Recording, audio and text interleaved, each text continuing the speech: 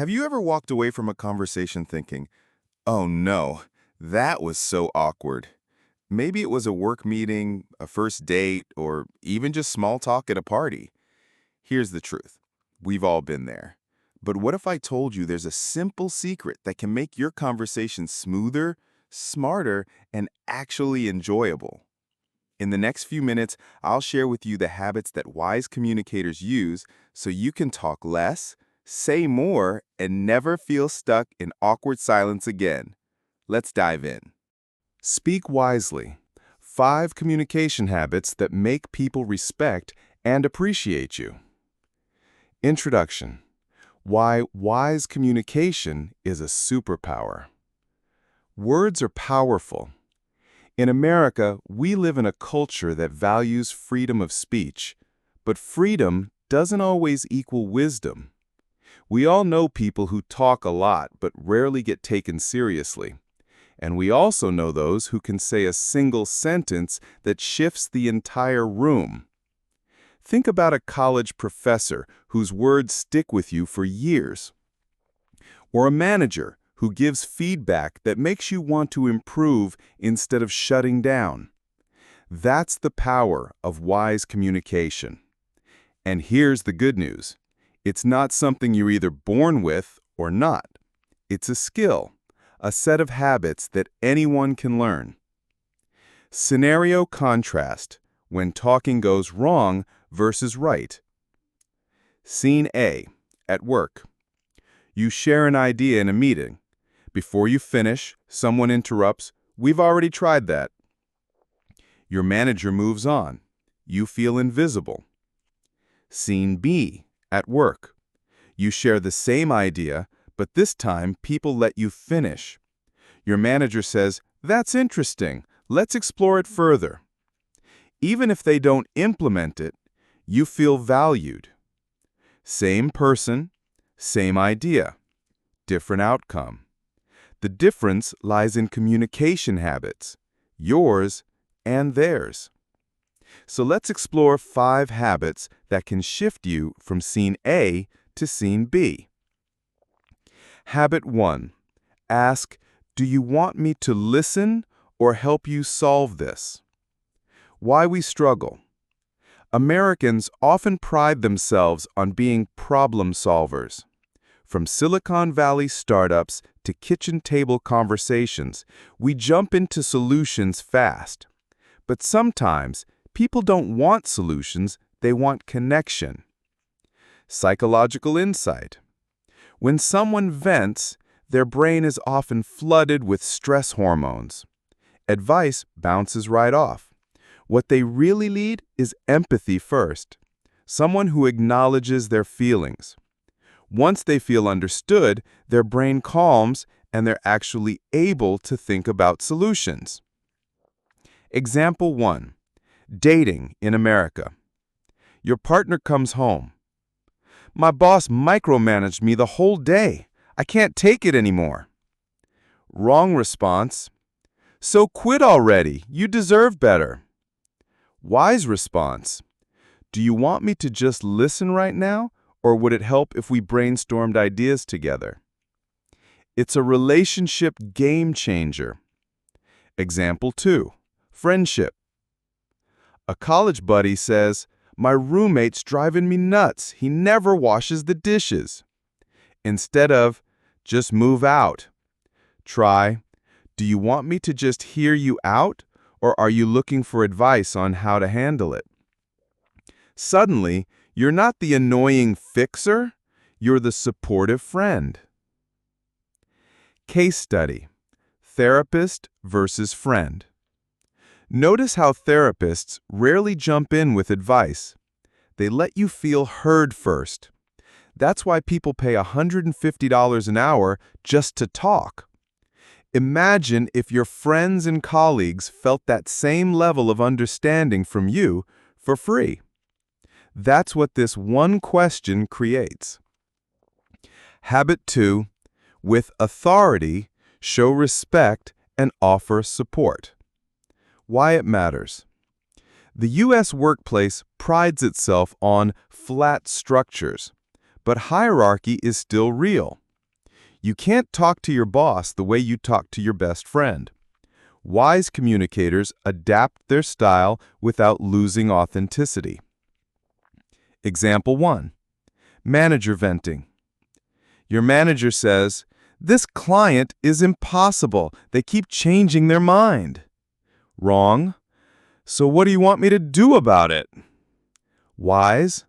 "That sounds tough. Is there any way I can support you with this?" This phrasing shows empathy, professionalism, and initiative, all highly valued in corporate American culture. Example 2. Internship in college. As an intern, you overhear your supervisor stressing, "We're way behind on this report." Instead of nervously staying silent, you could say, "I'd be glad to help with some of the data entry if that lightens your load." You go from the quiet intern to the intern who adds value. Psychology of respect. Respecting hierarchy isn't about being submissive. It's about recognizing the human need for acknowledgement. Leaders, too, want to feel seen and supported. Habit 3. Set the no interruption agreement. Why it matters. In American culture, especially in politics and media, interrupting is almost a sport. But in everyday life, interruptions destroy trust. Research shows that being interrupted increases stress and makes people less likely to share openly in the future. Example 1. In a classroom, the professor asks for opinions. A student is sharing, but another one jumps in.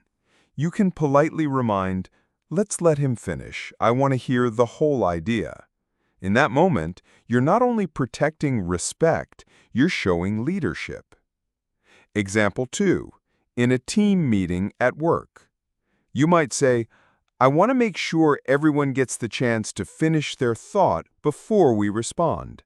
That's collaborative, wise leadership. The psychology behind it. When someone interrupts interrupted, the brain feels threatened and goes into defense mode. But when we're fully heard, we feel safe and more open.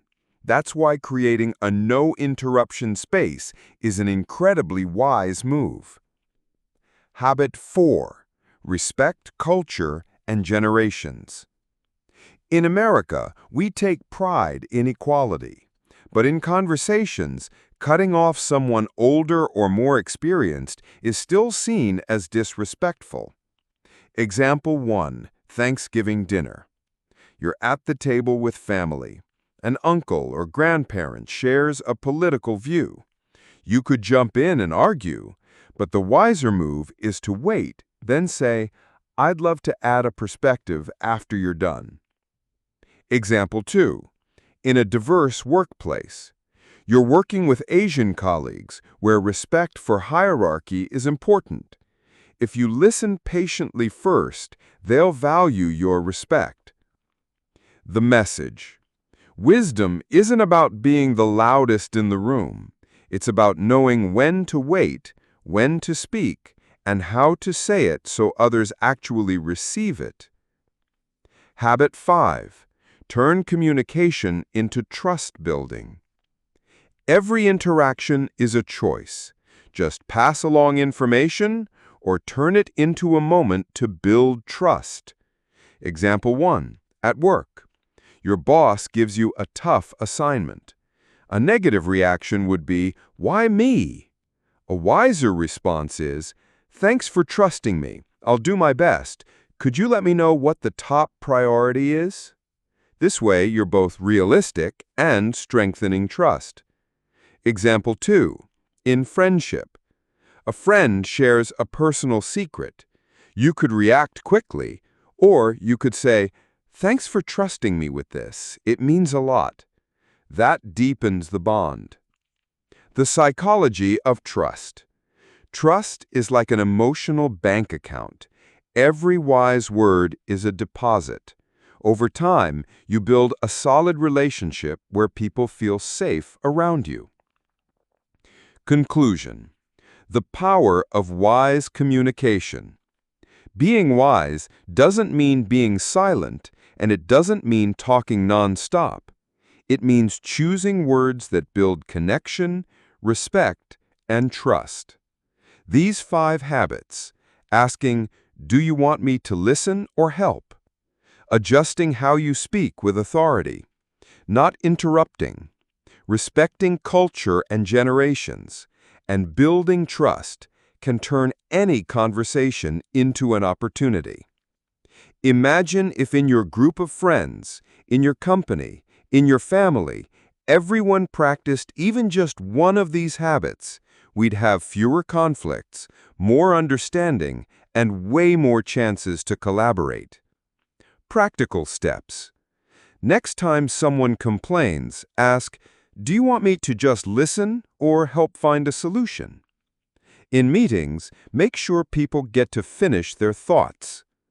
When talking with older people or from another culture, lead with respect. Whenever someone trusts you, see it as a chance to strengthen that trust. When you practice these habits, you won't just become a better communicator, you'll become a better friend, coworker, and leader. That's the art of speaking wisely. Thank you for reading. See you in the next Clarity Flame lecture.